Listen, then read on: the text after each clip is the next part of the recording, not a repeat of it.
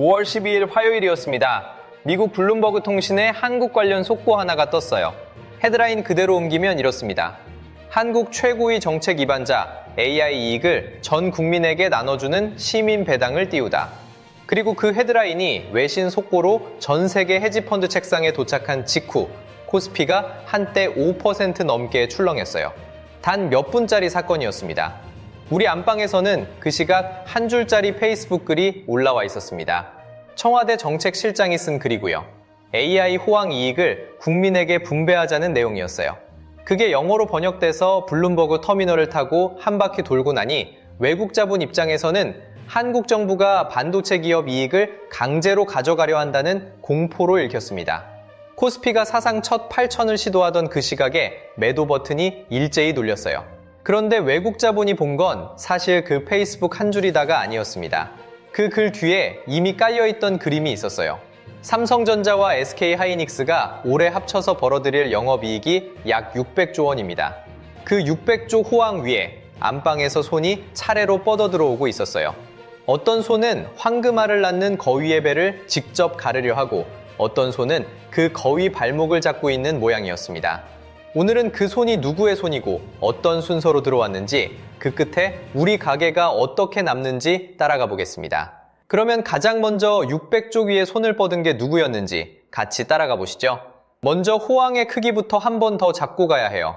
올해 1분기에 SK하이닉스가 매출 52조, 영업이익 37조를 찍었습니다. 1분기 한 번에요. 영업이익률이 71.5%였습니다. 회사가 매출 100원을 벌면 그중 71원이 남는다는 얘기예요. 사실 이 숫자가 얼마나 무서운 거냐면 같은 시기 엔비디아가 65%, 대만 TSMC가 58%였거든요. 두 회사 다 세계가 이건 못 따라잡는다고 했던 곳입니다. 그걸 한국 회사가 둘 다 제친 거예요. 삼성도 반도체 사업부만 떼서 보면 영업이익률 65.7%, 한 분기 영업이익 53조였고요. 삼성전자 전체 이익의 94%가 이 반도체에서 나왔습니다. 회사 안에서 다른 사업부는 사실상 보이지도 않는 수준인 거예요. 그래서 부모님 세대분들도 뉴스에서 코스피 7천 돌파 같은 자막이 자꾸 보이실 거예요.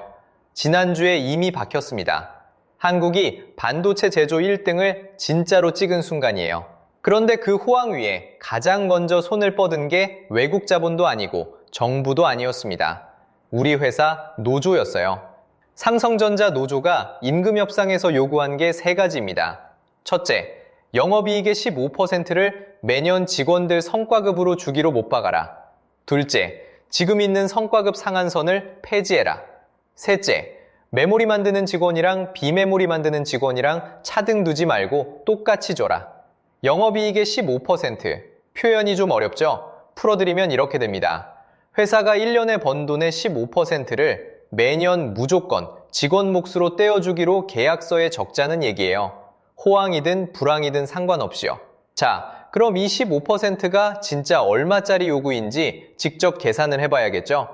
노조 주장대로 한번 계산해 보겠습니다. 증권사 12곳이 내놓은 삼성 반도체 사업부 영업이익 전망치를 평균 낸 다음 거기에 15%를 곱해봤어요. 그러면 메모리 직원 1인당 3년 동안 받게 되는 성과급이 약 26억 원이 나옵니다. 26억. 연도별로 풀어보면 첫 해 6.9억, 그 다음에 10.5억, 그 다음에 8.5억이에요. 일반 정규직 평균 임금이 5천만 원 수준이거든요. 1인당 1년에 평균 8억에서 10억이 더 얹어진다는 건 그 평균 임금의 약 20배가 매년 더 들어온다는 얘기입니다. 회사 전체로 보면 그 15%를 통째로 떼면 2026년 한 해에만 약 45조 원이 임직원 몫으로 빠져나갑니다. 자, 솔직히 여쭤보겠습니다. 이 숫자가 머리에 그려지세요?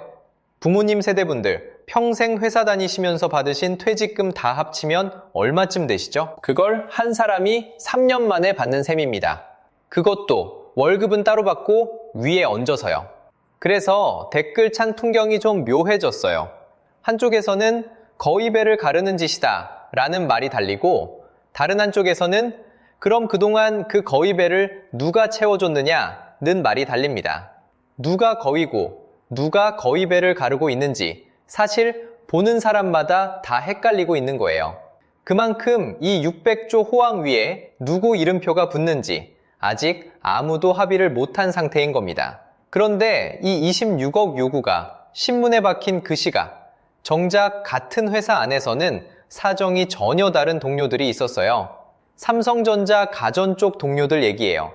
텔레비전 만드는 사업부, 휴대폰 만드는 사업부 쪽은 적자가 누적돼 있습니다. 회사 안에서는 사업부 통폐합 얘기, 인력 재배치 얘기, 심한 곳은 해고 얘기까지 흘러나오는 중이에요. 같은 사원증을 차고 같은 회사 정문으로 출근하는데 한쪽은 영업이익의 15%를 못 박자고 외치고 다른 한편에서는 내년에 내 자리 있을까 늘 걱정하는 그림인 겁니다. 실제로 노조 안에서도 가전 쪽 직원들이 빠져나가고 있어요. 이 노조는 메모리 사람들 얘기지 우리 얘기 아니다 라는 거죠. 그럼 노조는 왜 이렇게까지 강하게 나오는 걸까요? 사실은요, 한국 전체에서 노동조합에 가입한 사람 비율이 13% 수준이에요. 100명 중에 13명만 노조에 들어가 있다는 얘기입니다. 그런데 그 13% 안에서도 300명 이상 큰 회사에 다니는 사람들 노조 가입률은 약 37%까지 올라가요. 반면에 30명 미만 작은 사업장은 0.1%. 그러니까 사실상 0이에요. 우리나라 노조 깃발은 큰 회사, 그 중에서도 호황사업부에 거의 다 꽂혀 있는 겁니다. 그러니까 600조 호황이 터지면 그 호황 위에 가장 빨리 손을 올릴 수 있는 사람들도 자연스럽게 그쪽이 되는 거예요. 여러분 중에 동네 식당 하시는 분, 작은 공장 하시는 분, 노조 같은 거 들어본 적도 없으신 분들이 더 많으실 거예요. 같은 한국 직장인이라고 다 같은 자리에 있는 게 아닌 겁니다. 여기서 짚고 가야 할 게 하나 더 있어요. 노조 입장에서도 사실 시간이 별로 없습니다. 회사가 자동화, 무인화를 빠르게 밀어붙이고 있거든요. 반도체 전 공정은 이미 무인 비율이 90%를 넘었고 후공정도 차곡차곡 자동화로 넘어가는 중이에요. 노조가 지금이라도 우리 몫을 못 박자고 강하게 나오는 데에는 5년 뒤, 10년 뒤에는 임직원이라고 부를 사람 숫자 자체가 줄어들 거라는 계산이 들어가 있는 겁니다. 동료들이 사라지기 전에 분배 비율부터 도장 찍자는 얘기예요. 그리고 협상이 안 풀리면 5월 21일부터 6월 7일까지 18일짜리 파업을 한다고 이미 일정을 박아뒀습니다. 글로벌 메모리 공급이 18일 동안 멈춘다는 모양인 거예요. 자, 한 호흡 정리하고 가겠습니다. 600조 호황이 진짜로 터졌습니다. 이건 사실이에요. 그 호황 위에 가장 먼저 손을 올린 건 외국이 아니라 우리 안방, 그것도 큰 회사 노조였습니다.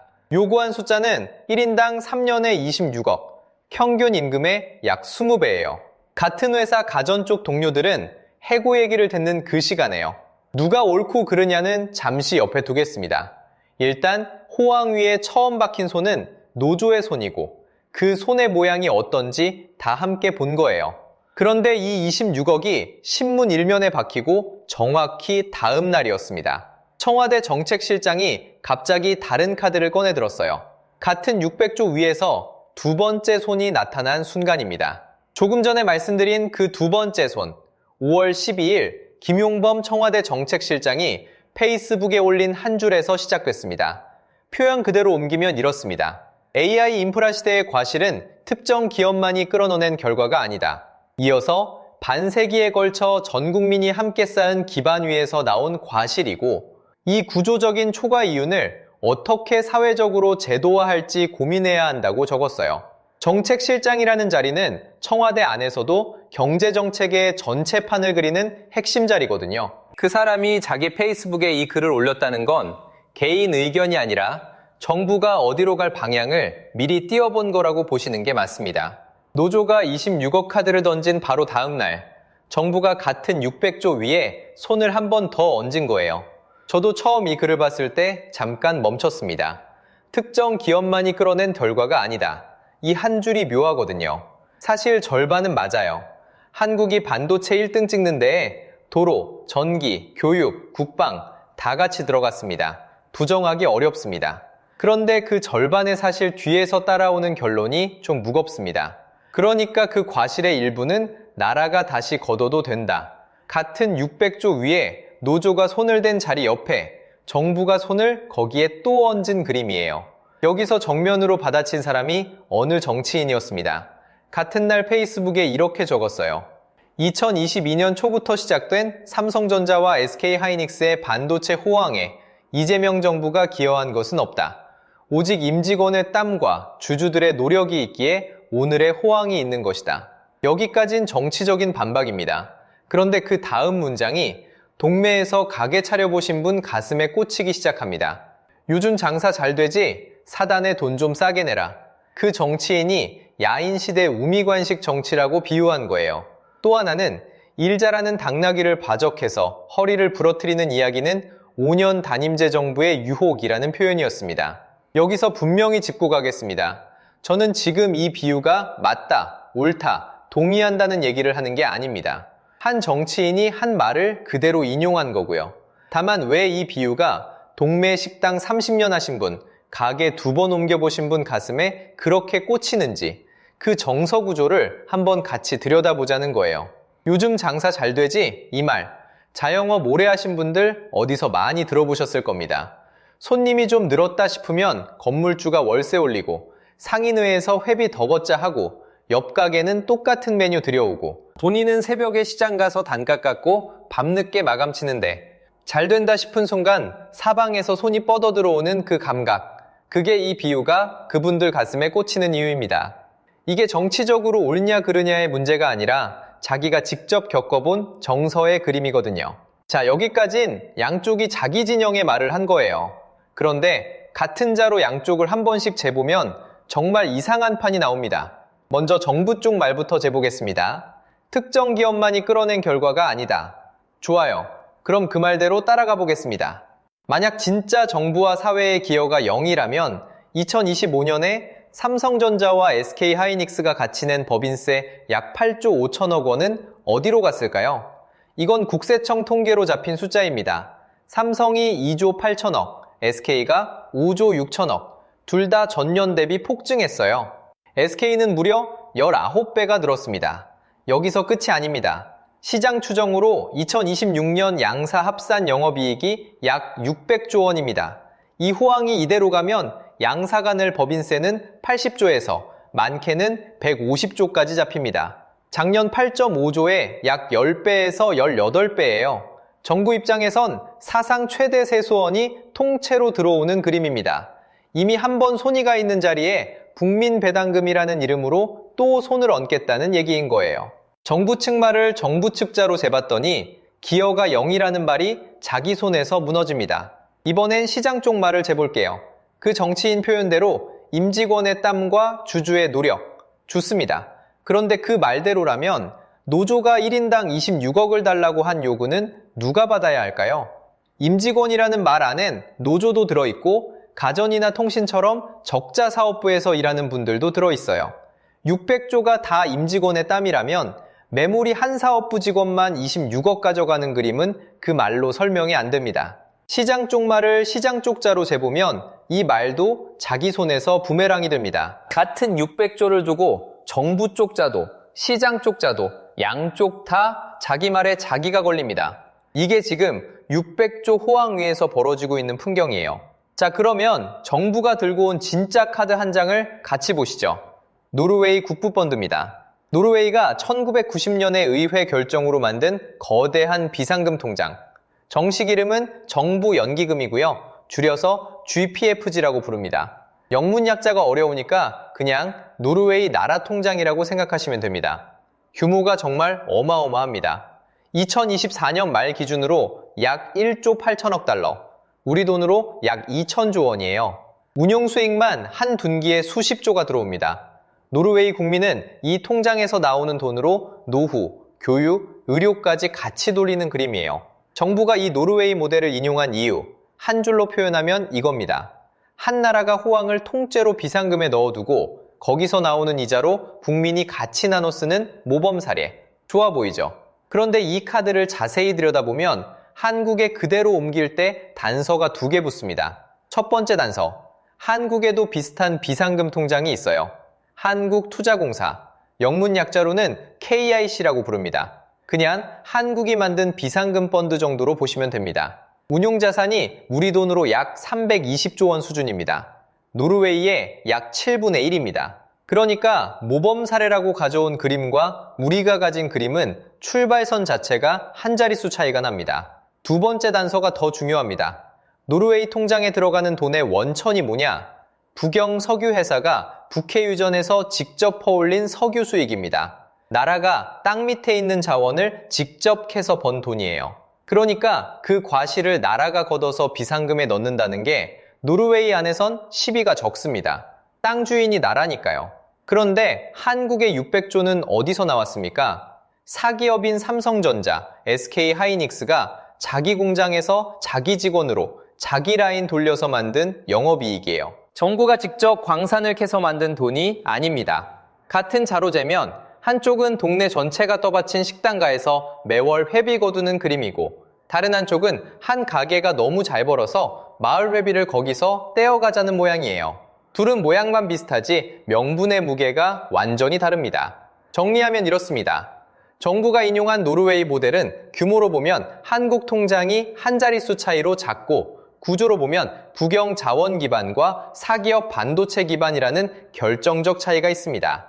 김용범 정책실장이 그래서 초과세수가 생기지 않으면 허황된 얘기라고 단서를 직접 단 이유도 사실은 본인이 이 격차를 가장 잘 알고 있기 때문일 수 있어요. 자, 두 번째 손이 어떤 모양인지 같이 보셨습니다. 명분은 따뜻하게 깔려있고 양쪽 진영의 말은 자기 자로 재면 둘 다 자기 손에 부메랑이 돌아오고 정부가 들고 온 노르웨이 카드는 단서를 빼고 보면 한국 그림에 그대로 옮기기 어렵습니다. 정리하고 가기 전에 솔직히 한 가지만 더 짚고 가야 할 일이 있어요. 5월 12일 김용범 정책실장이 그 페이스북 글을 올린 시각이 마침 코스피가 역사적 고점인 7,999를 찍고 8,000을 시도하던 그 순간이었습니다. 그런데 그 글이 외신 속보로 번역된 직후 20분 만에 코스피가 7,450까지 밀려납니다. 약 4% 급락이에요. 정부 정책실장 한 사람의 한 줄이 한 나라 주식시장의 시가총액 수십조를 단 20분 만에 흔든 겁니다. 이게 두 번째 손의 진짜 무게입니다. 그런데 여기서 또 하나 짚어야 할 그림이 있어요. 노조도 손을 댔고 정부도 손을 댔습니다. 그러면 진짜 그 돈을 만든 사람들, 600조를 자기 자리에서 떠받친 주주들은 어디 있을까요? 세 번째 손이 등장합니다. 그런데 이 손은 우리 편이 아니었어요. 조금 전에 말씀드린 그 우리 편이 아닌 손, 사실은 두 갈래로 갈라져 있었습니다. 같은 회사, 같은 호황을 보면서 정반대 신호를 동시에 시장에 흘리고 있는 거예요. 한쪽에서는 외국인 투자자들이 삼성전자 주식을 팔고 있어요. 노조 파업 일정이 박혀 있고 협상 결렬이 점점 가까워지니까 단기 차익부터 챙기고 빠지자는 흐름인 겁니다. 그런데 그 매도세를 시작한 방아쇠가 정확히 어디서 당겨졌냐? 블룸버그였습니다. 조금 전에 말씀드린 김용범 글이 외신 속보로 번역되자마자 블룸버그 뉴스가 한국 시장을 이렇게 진단했어요. 따옴표 그대로 옮기면 한국 정부가 반도체 기업 이익을 강제로 가져가려 한다는 공포를 느끼고 외국인들이 매도 버튼을 누르기 시작했다. 우리 안방에서 던진 한 줄이 블룸버그 터미널을 타고 전 세계 자본시장에 공식 진단이 된 거예요. 외국 자본은 한국의 분배 논쟁을 정책 토론으로 안 봅니다. 리스크 신호로 봅니다. 그런데 같은 외국 자본 안에서 미국 JP모건이라는 글로벌 큰 손은 정반대로 보고서를 냈어요. 파업 위험이 있어도 삼성전자는 풀 매수하라는 권고였습니다. 같은 날 같은 회사를 보고 이쪽에서는 팔고 한쪽은 사라고 한 거예요. 솔직히 여쭤보겠습니다. 이게 헷갈리지 않으세요? 그런데 자세히 들여다보면 헷갈릴 일이 아닙니다. 둘이 보는 시간 단위가 다른 거예요. 외국인 매도세는 길어야 몇 달짜리 그림을 보고 움직입니다. 파업하면 메모리 공급 끊긴다. 그럼 단기 실적 흔들린다. 그러니 일단 빼자는 거죠.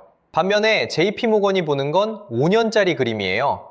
전 세계에 깔리는 AI 데이터 센터에 들어갈 메모리 반도체 슈퍼사이클은 앞으로 최소 5년은 간다. 그 핵심 자리에 한국 회사 두 곳이 박혀 있다. 그러니 18일 파업 가지고 흔들릴 그림이 아니라는 판단인 거예요. 여기서 진짜 차가운 사실이 하나 드러납니다. 글로벌 자본 입장에서 우리가 안방에서 그렇게 뜨겁게 싸우고 있는 이 분배 게임, 노조 26억, 정부, 국민배당금. 이게 다 무슨 의미냐면요. 이벤트예요. 일회성 잡음, 5년 그림 위에 잠깐 깜빡이는 점 같은 거죠. 우리는 안방에서 이 돈 누구 거냐? 로 멱살을 잡고 있는데 정작 그 돈을 받아가는 사람들은 책상에 앉아서 잡음 좀 있네. 그래도 사. 이러고 있는 그림인 겁니다. 그럼 이 주주가 도대체 누구냐? 부모님 세대분들 중에는 삼성 주주면 한국 사람 아닌가? 하실 수도 있어요. 그런데 삼성전자 지분 구조를 보면요. 외국인이 가지고 있는 비중이 절반 가까이 됩니다. 그러니까 이번 호황으로 가장 큰 돈을 배당으로 받아가는 사람들 상당수가 한국에 살지 않는 사람들이에요. 비유 하나만 드릴게요. 우리 동네에 큰 건물이 하나 있어요. 그 건물에 식당, 카페, 학원 다 잘 됩니다. 그래서 월세도 또박또박 들어와요. 그런데 그 건물주가 외국에 살아요. 한국에는 한 번도 안 와요. 월세만 매달 외국으로 송금돼서 거기서 차곡차곡 쌓이는 그림이에요. 식당 알바하는 청년, 카페에서 일하는 50대, 학원에서 가르치는 30대 강사, 다 한국 사람인데 정작 그 건물이 만들어낸 이유는 매달 외국 통장에 꽂히는 겁니다. 지금 600조 호황 위에 세 번째로 손을 뻗고 있는 그 손이 사실 우리 동네에 사는 손이 아니라 외국에 사는 건물주의 손인 거예요. 자, 그런데 이 시장이 차갑게 보는 데는 또 다른 이유가 있어요. 회사가 노조의 파업카드에 마음을 덜 졸여도 되는 무기를 이미 들고 있거든요. 자동화, 로봇이에요. 삼성도 SK하이닉스도 반도체 만드는 압공정은 이미 자동화 비율이 90%를 넘었습니다. 사람이 들어가서 손으로 만지는 단계가 사실상 거의 없는 거예요. 뒤공정도 20, 30%까지 자동화가 들어가 있고 그쪽이 앞으로 빠르게 올라갑니다. 삼성은 2030년까지 사람이 한 명도 없는 공장을 목표로 잡고 있어요. 그러니까 노조가 18일짜리 파업으로 글로벌 메모리 공급을 흔들겠다 고 칼을 들었을 때 회사 입장에서는 칼이 닿을 살이 그렇게 많이 남아있지 않은 상태인 겁니다. JP모건 같은 글로벌 자본이 풀 매수하라고 하는 데는 사실 이 그림이 함께 들어가 있어요. 파업해도 라인이 안 멈춘다. 노조 협상이 어떻게 끝나도 회사 이익은 크게 안 흔들린다. 그래서 잡음으로 본 겁니다. 어떻게 보면 회사가 노조 협상장에 들고 들어간 가장 든든한 카드가 바로 이 자동화예요. 파업하지 않는 직원, 감기 안 걸리고 휴가도 안 가는 동료. 그 동료가 매년 빠르게 늘어나고 있는 거죠. 그런데요, 한 번만 더 같이 생각해보면 좋겠어요. 이 무기, 누구를 향한 칼인지요? 회사가 노조 협상장에서는 노조를 향해 든 칼처럼 보이지만 사실 그 칼은 노조 넘어 더 큰 그림을 향해 있습니다. 임직원이라고 부를 자리 자체가 매년 줄어든다는 얘기거든요. 5년 뒤, 10년 뒤에 그 공장 안에 사람이 몇 명 남아 있을까요? 노조가 26억을 받아가든 사측이 10%로 잘라내든 그건 사실 점점 작아지는 파이 안에서의 다툼이 되어가고 있는 거예요. 우리의 첫 직장이, 우리 조카 첫 직장이 그 라인 안에 끼어들 자리가 있을까요? 이 질문이 노조 협상 결과보다 훨씬 더 무거운 그림자를 깔고 있는 겁니다. 여기까지 보고 나면 이런 의문이 자연스럽게 듭니다. 그럼 이런 한국, 외국 자본은 도대체 어떤 눈으로 보고 있을까? 데이터로 답이 하나 나옵니다. 암참이라는 곳이 있어요. 풀어드리면 주한 미국 상공회의소예요. 한국에 들어와 있는 미국 회사들 모임 같은 단체입니다. 이 단체가 매년 미국, 유럽 기업들 대상으로 아시아에서 본부 차린다면 어디에 차리고 싶냐를 조사하거든요. 한국은 2022년부터 2025년까지 4년 연속 아시아 2위였습니다. 그런데 2026년 조사에서 처음으로 3위로 떨어졌어요. 호황의 정점에 있는 그 해예요. 그리고 외국 기업들이 한국을 선택하지 않는 가장 큰 이유로 꼽은 게 노동정책이었습니다. 응답 기업의 71%가 이걸 1위 저해 요인으로 지목했어요. 이걸 어떻게 받아들이면 좋을까요? 비유로 옮겨드릴게요. 우리 동네에 친구들이 한 5명 있어요. 4년 동안 매년 모이면 야, 우리 동네가 살기 좋다. 너희 동네는 별로지? 라고 했어요. 그런데 어느 날 갑자기 그 중에 2~3명이 옆 동네가 더 나아 보여. 거기로 이사 가야 할 것 같아. 라고 말하는 거예요. 한 세대 윗분들, 동창회나 향후회에서 이런 분위기 바뀌는 거 느껴보신 적 있으시죠? 1명, 2명 분위기가 빠지는 게 사실 그 동네에 살고 있는 사람한테는 가장 늦게 보이는 신호거든요. 지금 한국이 그 신호를 외국 자본으로부터 받고 있는 겁니다. 노조 26억, 정부 국민 배당금. 한국 안에서는 분배 싸움이지만 밖에서 보는 사람들은 여기 사업하기 점점 어렵겠네로 받아들이는 거예요. 그리고 그 분위기를 더 굳혀준 사건이 있습니다. 노란봉투법이라는 게 올해 3월에 시행됐어요. 좀 어려운 이름인데 풀어드리면 이렇습니다. 원래는 큰 회사 본사하고 그 회사에 직접 고용된 직원들 사이에서만 임금 협상이 가능했거든요. 그런데 이 법이 통과되면서 큰 회사에서 일을 받아서 일하는 하청회사 직원들도 그 큰 회사 본사에 직접 협상하자고 요구할 수 있게 됐습니다. 시행되고 딱 한 달 만에 1000개가 넘는 하청 노조들이 300여 곳 원청 회사에 협상하자고 요구를 넣었어요. 한 달 만에요. 자, 그러니까 시장 입장에서는 이런 그림이 보이는 거예요. 한쪽에서는 큰 회사 노조가 26억을 요구하고 한쪽에서는 청와대가 국민배당금이라는 새 제도를 꺼내고 또 한쪽에서는 노란봉투법 시행 한 달 만에 협상 테이블이 1000개씩 새로 생기는 그림. 외국 자본 입장에서는 여기에 본부 두면 사업 환경이 어떻게 바뀔지 예측이 안 되겠네가 자연스러운 반응인 겁니다. 그래서 코스피는 7,000을 찍는데 정작 그 7,000을 만들어준 외국 자본의 표정은 점점 식어가는 거예요. 같은 호황 안에서 두 개의 온도가 함께 흐르고 있는 장면이에요. 자, 정리하고 가겠습니다. 세 번째 손은 시장이었습니다. 그 시장 안에서 외국인은 단기로 빠지고 JP모건은 5년짜리로 풀 매수를 권하고 있어요. 회사는 노조 카드에 자동화 카드로 응갑합니다. 그 자동화는 회사한테는 든든한 무기지만 동시에 우리의 첫 직장에 들어갈 자리를 점점 지우는 양날의 칼이에요. 그리고 그 모든 그림을 본 외국 기업들이 4년 만에 처음으로 한국을 한 칸 뒤로 밀어내고 있는 중입니다. 호황 위에 손이 3개나 올라왔는데 그중 어느 손도 우리 동네에 살고 있는 손이 아닌 상태가 된 거예요. 노조, 정부, 시장, 세 손이 차례로 호황에 박혔습니다. 그런데 정작 그 돈을 만들어내는 공장이 돌아가려면 한 가지가 필요해요. 전기. 이 마지막 손이 가장 늦게 그리고 가장 잔인하게 합류합니다.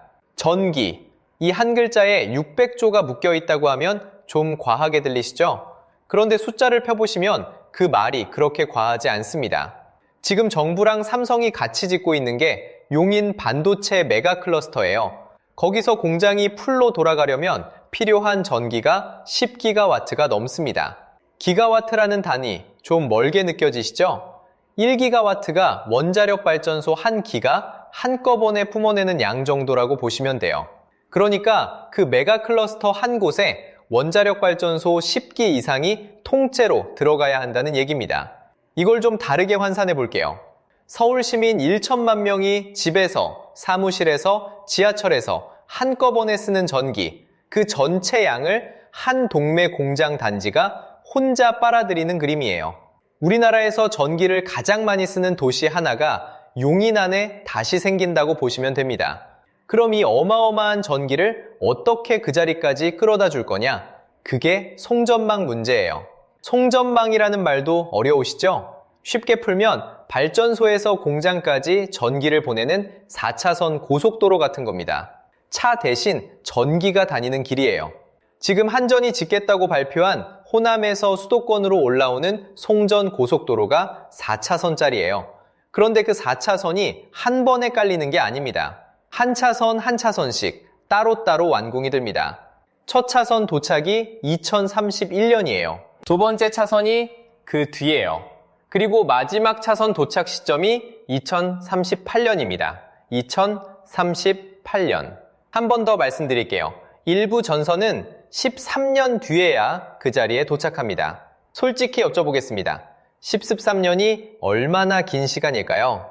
지금 초등학교 1학년인 손주가 군대 다녀와서 첫 직장 월급 봉투 받을 때쯤이에요. 그 손주가 첫 월급을 받을 때까지 지금 짓고 있는 그 공장 일부 라인은 전기가 모자라서 100% 출력으로 못 돌릴 수도 있다는 얘기입니다. 이게 어떤 판이냐면요. 마당까지 수도관은 들어왔는데 거실로 들어오는 호스가 아직 안 깔린 집이에요. 그릇이 있어도 물을 못 받고 보일러가 있어도 가스 연결이 안 된 집. 메가팹은 다 지어놨는데 전기를 가져올 길이 아직 없는 겁니다. 자, 그럼 누가 이걸 막고 있느냐? 여기서부터 진짜 위선이 시작돼요. 첫째, 전기는 우리 동네에도 쓰지만 그 전선은 우리 하늘에 들어오면 안 된다는 입장이에요. 송전탑이 우리 동네 위로 지나가면 미관, 전자파, 부동산 가격 떨어진다는 이유로 반대합니다. 안성시 의회는 더 이상 안성 하늘에 송전탑은 안 된다고 결의했고요. 하남 동서울 변전소는 주민 반대로 한참을 묶여 있습니다. 둘째, 일부 정치인 발언이 이래요. 용인 반도체 산단을 차라리 우리 지역구로 가져옵시다. 그래서 일자리 가져오는 건 좋답니다. 그런데 그 산단을 돌릴 전기를 끌어올 송전선은 우리 동네 위로는 안 된다는 겁니다. 공장은 우리 지역, 전선은 옆 동네. 같은 사람이 같은 입에서 두 말을 하고 있어요. 셋째, 지난주에 있었던 일입니다. 정부랑 기업인들이 모인 간담회가 있었어요. 총 90분짜리 회의였습니다. 그런데 그 90분 중에 30분이 의원들 인사말이었습니다. 송전망 한 줄 새로 안 깔리는 사이에 어느 분 차례, 어느 분 한 말씀, 어느 분 다음 말씀이 30분 동안 이어진 거예요. 자, 세 개를 그대로 옆에다 나란히 놓아보겠습니다. 전기는 받겠다, 전선은 안 된다. 공장은 우리 지역, 전선은 옆 동네. 회의는 90분, 인사말은 30분. 화내실 필요 없습니다. 사실 그대로 옆에 놓기만 하면 돼요. 이게 마치 이런 거예요. 우리 집 앞에는 쓰레기잔 들어오면 안 된답니다. 그런데 옆집한테는 그럼 동네 쓰레기는 어디로 가야 하느냐고 물어보는 겁니다.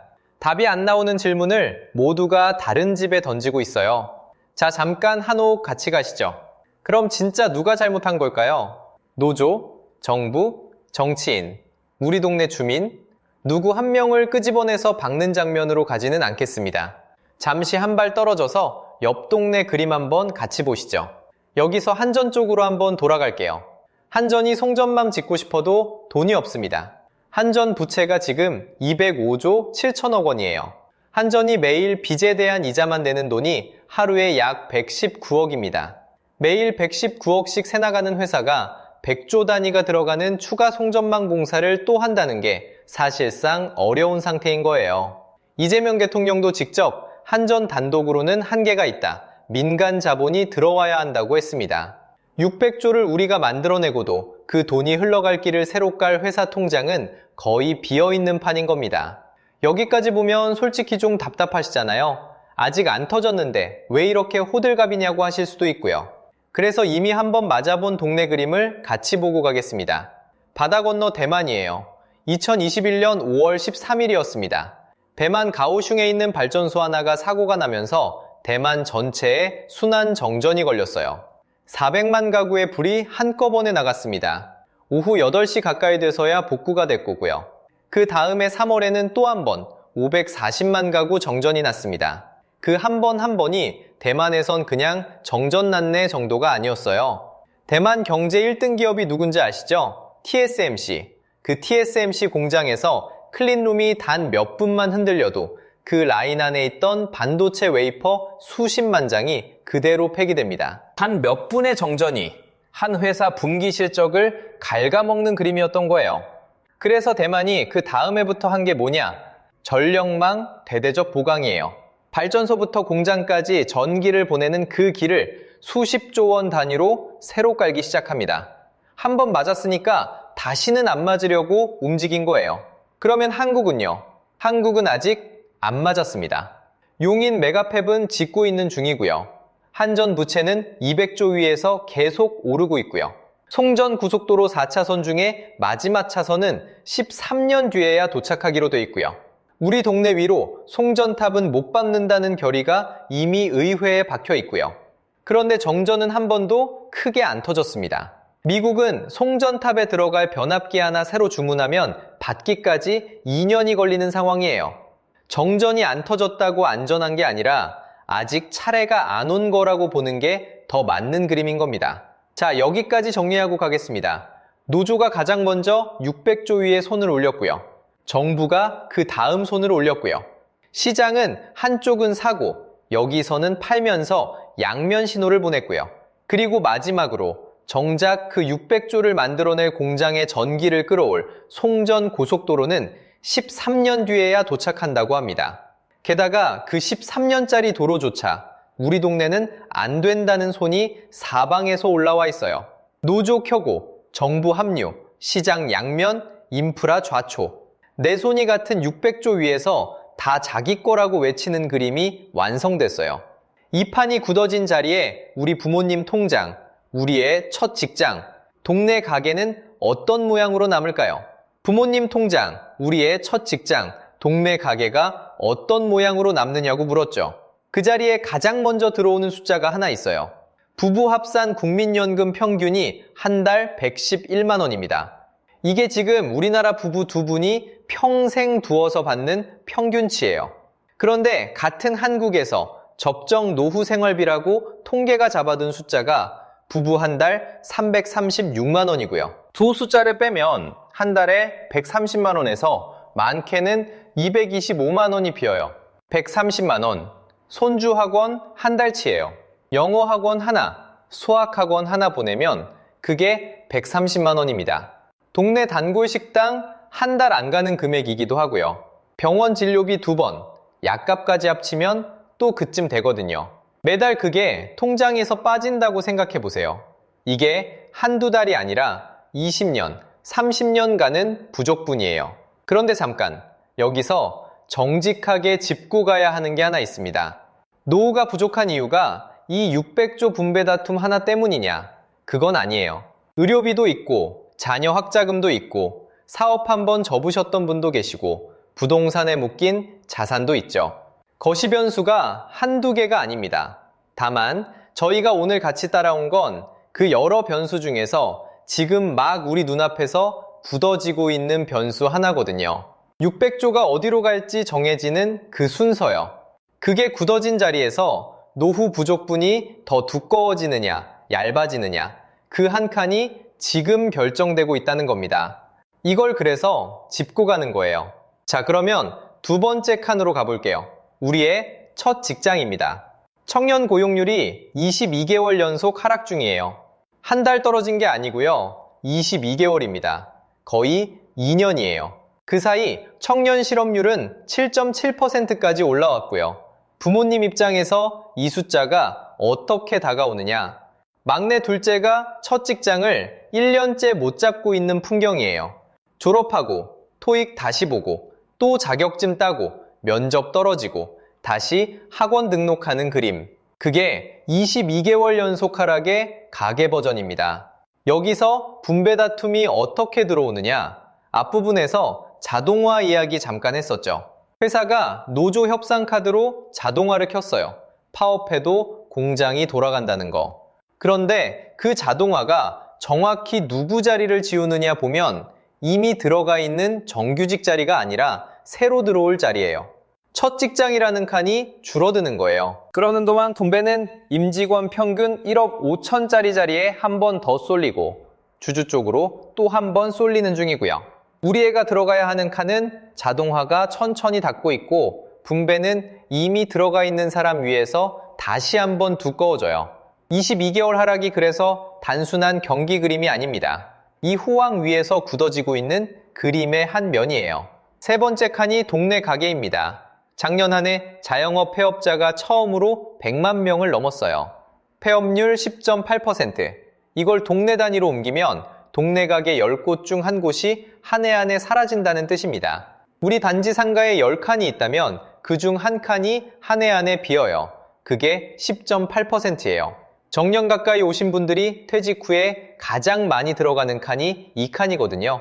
퇴직금 굴려서 치킨집, 카페, 분식집, 그 칸이 10년 만에 가장 빠른 속도로 사라지고 있어요. 이 그림이 왜 분배 이야기와 붙느냐? 같은 600조 호황이 한쪽에서는 임직원 평균 연봉을 1억 5천까지 끌어올리고 주주환원 21조를 풀고 노조에 26억 요구안을 들게 만드는 동안 다른 한쪽 동네 상가에서는 10칸 중 한 칸이 한 해 만에 비고 있다는 뜻이에요. 같은 나라, 같은 한 해 안에 일어나는 일입니다. 분배가 굳어져진다는 말이 추상적인 게 아니에요. 한쪽에서 1억 5천짜리 자리 위에 한 번 더 얹어주는 결정이 굳어질 때 다른 한쪽에서 동네 가게 10곳 중 한 곳이 빠져나가는 그림이 같이 굳어지는 거예요. 여기서 솔직히 한번 물어보고 가겠습니다. 코스피는 7,000을 찍었습니다. 그러면 우리 부모님 통장은 그 사이에 얼마나 두꺼워졌습니까? 그대로신 분들이 훨씬 많을 거예요. 7,000이라는 숫자가 통장으로 들어오지 않은 거죠. 거시호황이 가게로 못 옮겨오는 그림.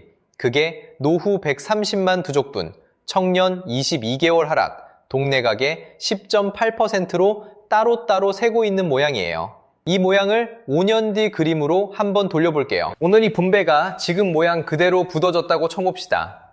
5년 뒤 우리 부모님 노후 부족 130만은 그대로 비어 있고요. 그 사이 의료비는 더 올랐을 거고, 막내 둘째는 첫 직장 자리 자체가 더 좁아진 시장에서 또 한 칸 더 밀려나 있을 거예요. 동네 상가 10칸은 5해 동안 5칸이 더 비었을 수 있고요. 그 빈칸 안에 들어있던 자영업 하시던 어르신들은 다시 어디로 옮겨가야 합니까? 이게 단일 사건 하나로 이렇게 되는 건 아니에요. 다만 오늘 굳어지고 있는 분배 한 칸이 그 5년 뒤 그림을 한 단계 더 두껍게 만드는 변수라는 건 분명한 겁니다. 그래서 처음으로 돌아가 봅시다. 한 화면에 노조의 26억, 정부의 국민배당금, 외국 자본의 풀 매수와 매도, 그리고 자기 동네 아닌 다른 동네에 송전선 깔아달라는 인프라, 네 손이 동시에 보이는 그림이요. 이 네 손이 600조 위에서 다투고 있는 동안 같은 나라의 다른 화면에서는 부부 한 달 111만 원짜리 연금이, 22개월째 떨어지고 있는 청년 고용률이, 한 해 100만 명짜리 폐업이 따로 굴러가고 있어요. 이 두 화면이 사실은 한 그림의 앞면과 뒷면입니다. 한쪽이 굳어진다는 건 다른 한쪽도 그 모양 그대로 굳는다는 뜻이에요. 이 풍경이 굳어지는 데까지 시간이 얼마 남았을까요? 이 그림이 굳어지는데 시간이 얼마 남았을까요? 솔직히 여쭤보겠습니다. 저는 이 질문을 며칠 동안 들고 있었습니다. 그러다 한 가지 사실을 다시 꺼내 들었어요. 한국은 아직 안 맞았습니다. 지금까지 같이 보신 그림 위에 한 줄을 더 깔아보겠습니다. 노조가 26억을 들고 들어왔고, 청와대가 국민배당금을 띄웠고, 외국 자본은 한쪽은 풀매수, 한쪽은 매도로 갈렸고, 송전망은 13년 뒤에야 도착합니다. 그리고 이 네 손이 같은 600조 위에서 자기 거라고 외치는 동안 우리 부모님 통장엔 매월 130만 원이 빈자리로 남고, 우리의 청년 고용률은 22개월째 떨어지고, 동네 가게는 한 해 100만 곳이 문을 닫았어요. 그림은 거의 다 그려졌습니다. 그런데 굳지는 않았어요. 콘크리트로 치면 지금이 마지막 양생 시간입니다. 대만 얘기 잠깐만 다시 꺼내보겠습니다. 조금 전에 말씀드렸죠? 2021년 5월 13일 대만 가오슝 한 발전소에서 사고가 났고, 그날 오후 약 400만 가구가 전기가 끊겼습니다. 한 번 맞고 나서 대만 정부가 어떻게 했냐? 다음 해부터 송전, 배전 인프라에 수십조 원 규모로 돈을 받기 시작했어요. 맞고 나서야 움직인 겁니다. 한국은 아직 그 사고를 안 겪었습니다. 송전망이 13년 뒤에야 도착한다는 사실은 이미 들어왔고, 한전 부채는 205조까지 쌓였는데 우리 동네에서 정전 한 번 안 났으니까 아직 일상은 평온해 보이잖아요. 그래서 더 무섭습니다. 가장 위험한 순간은 모두가 안심하고 있을 때 옵니다. 호황도 마찬가지예요. 시장 쪽에서는 2027년까지 이 흐름이 이어진다고 말합니다. 그 말은 거꾸로 들어야 합니다. 2027년까지가 이 분배가 굳어지기 전 마지막 시간이라는 뜻이에요. 노조가 어떤 식으로 성과급 제도를 박아 넣느냐, 청와대가 국민 배당금을 법으로 옮기느냐, 송전망을 누가 어디에 짓느냐, 이 세 가지가 호황이 끝나기 전에 한번 결정되고 나면 그 다음부터는 호황이 식어도 그 결정 자체는 그대로 남습니다. 한번 굳은 콘크리트는 30년 갑니다. 호황이 끝날 때까지가 이 분배가 굳어지는 골든타임입니다. 여기서 솔직히 한 가지 더 말씀드리고 싶은 게 있어요. 이 분배가 끝났다고 해서 우리 부모님 노후가 무너지는 건 아닙니다. 노후는 국민연금 가입기간, 의료비, 자녀가 어떻게 자라느냐, 부동산 가격, 환율, 이런 변수가 한꺼번에 엮여서 정해지거든요. 이 분배 하나로 다 설명되지는 않아요. 그건 솔직하게 인정하고 가겠습니다. 다만 그 변수들 중에서 지금 가장 먼저 그림이 그려지는 중인 자리가 이 자리라는 건 분명합니다. 600조 위에서 누가 얼마를 가져가느냐가 결정되면 그 다음 5년의 청년 일자리, 동네 가게, 노후 통장, 그림이 그 결정 위에 올라타게 돼요. 변수는 여러 개지만 지금 손이 움직이고 있는 자리는 이 한 곳입니다. 그래서 저는 오늘 정답을 들고 오지 않았습니다. 노조가 양보해야 한다. 정부가 빠져야 한다. 주주가 더 가져가야 한다. 송전망은 어느 동네로 가야 한다. 이 네 줄 중에서 어느 하나 골라드리는 자리는 아닙니다. 정답은 제가 박을 자리가 아닙니다. 이건 우리가 같이 풀어야 할 매듭이고 우리가 만든 폭탄을 우리가 직접 풀어야 하는 그림이거든요. 매듭 풀 사람이 따로 있는 게 아니라 매듭을 만든 사람이 매듭 풀 자리에 있는 거예요.